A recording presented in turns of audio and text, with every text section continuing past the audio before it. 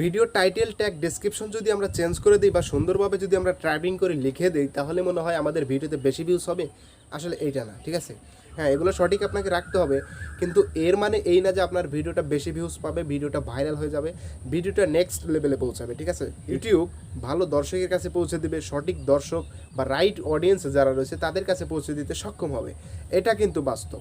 আচ্ছা, এইটা বাস্তব হওয়ার পরেও কিন্তু আমরা কিন্তু ভিউজ পাই না। সঠিক টাইটেল লিখি, সঠিক ডেসক্রিপশন লিখি, সঠিক ট্যাগ বসাই ভিডিওতে। একটা ভিডিও অনেক কষ্ট করে ভিডিও আপলোড করার পর একটা থাম্বনেল সুন্দর করে বানাই, তারপরেও দেখি ভিডিওতে ভিউজ নেই। আচ্ছা, তাহলে আমাদের কি করতে হবে?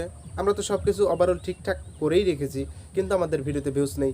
আচ্ছা, আমি আপনাদেরকে একটা সিক্রেট একটা বিষয় বলে দিই। দেখুন, ইউটিউব সবসময় চায় একটা ভিডিওর ওয়াচ টাইম কতটুকু, কত পার্সেন্ট আপনার ভিডিওর ওয়াচ টাইম, অডিয়েন্স ডিউরেশন বাড়ছে না কমছে।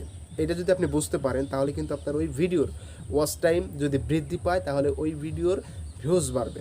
ইউটিউব সবসময় চাই যে আমাদের এই ইউটিউব প্ল্যাটফর্মে কতক্ষণ ধরে আমাদের ইউটিউব ভিডিও প্ল্যাটফর্মে মানুষ দেখছে, ইউটিউব অডিয়েন্স যারা রয়েছে তারা যেন ইউটিউব প্ল্যাটফর্মে বারবার আসে, বারবার বেশিক্ষণ ধরে যেন তারা ভিডিও দেখে।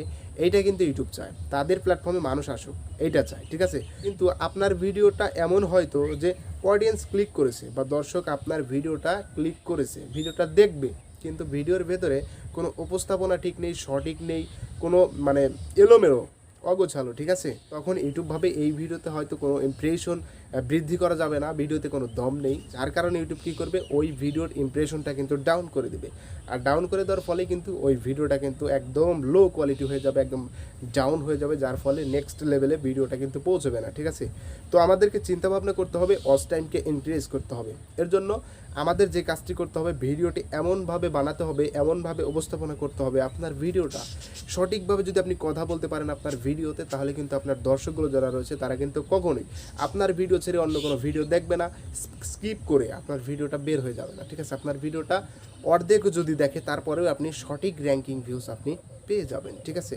আপনি কিন্তু অডিয়েন্স ডিউরেশনটা কিন্তু ভালো পরিমাণে এখান থেকে ইনক্রিজ করতে পারবেন যদি আপনার ভিডিওতে ভালো করে উপস্থাপনা করতে পারেন, দর্শককে যেন বোঝাতে পারেন। আপনি আপনার ভিডিওর 30 সেকেন্ড এমনভাবে কথা বলবেন যেটা দর্শক আগ্রহবোধ করে আরও 30 সেকেন্ড দেখে, ঠিক আছে।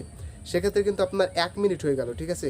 এইভাবে কিন্তু ধীরে ধীরে ইনক্রিজ করতে হবে। আর যখন আপনি ওয়াচ টাইমটা ইনক্রিজ করতে পারবেন, তখন কিন্তু আপনার চ্যানেলের সম্পূর্ণ ভিডিও, যে কতগুলো ভিডিও রয়েছে, ওইগুলো ধীরে ধীরে র্যাঙ্কিং করার চেষ্টা করবে ইউটিউব, ঠিক আছে। আপনার ওই ভিডিওগুলো রিকমেন্ডে পাঠাবে, সাজেস্ট ভিডিওতে পাঠাবে, নোটিফিকেশনে দিবে, ইউটিউব সার্চ থেকে আপনার ভিডিওতে ভিউজ আসবে।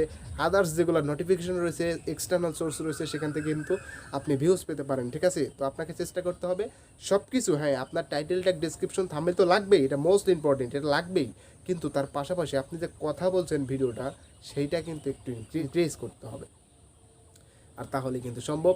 তো এই ছিল মূলত ভিডিওটি যদি ভালো লেগে থাকে অবশ্যই একটা লাইক করবেন, কমেন্ট করে জানাবেন কেমন লাগলো, শেয়ার করে আপনার ফ্রেন্ডদের থেকে সুযোগ করে দেবেন, চ্যানেলে নতুন থাকলে চ্যানেলটি সাবস্ক্রাইব করবেন, পাশের বেল আইকন অন করে দেবেন। দেখা হবে নেক্সট কোনো ভিডিওতে। আল্লাহ হাফেজ।